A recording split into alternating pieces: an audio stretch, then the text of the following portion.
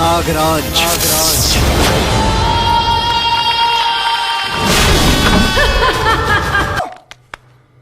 बिटिया के कुंडली में अत्यंत जटिल नाग दोष बा, मृत्यु के भी योग बन रहल बा।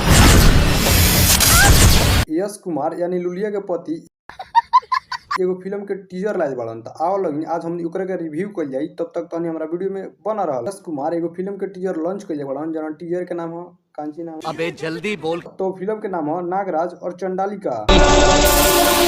रुको जरा, नागवंश बीन है।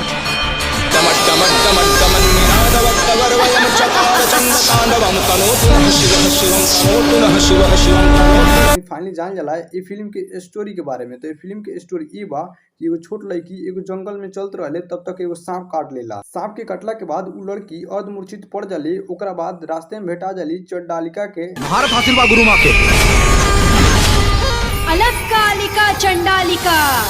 हई नागिन जी अपन नाग लोग कब चलल जाई? ओ शुभ घड़ी अति शीघ्र आवे वाला बाटे नागेश, जिंदा कराओ।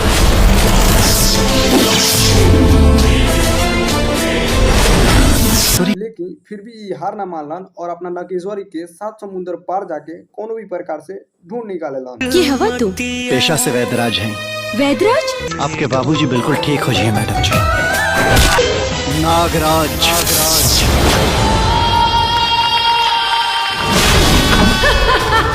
तो हनी ये वीडियो के बारे में का कहे चाहता लगे आप हमारा कमेंट बॉक्स में दल लगे। मिलता नहीं एक दूसरा वीडियो के साथ, तब तक के लिए जय हिंद जय भारत।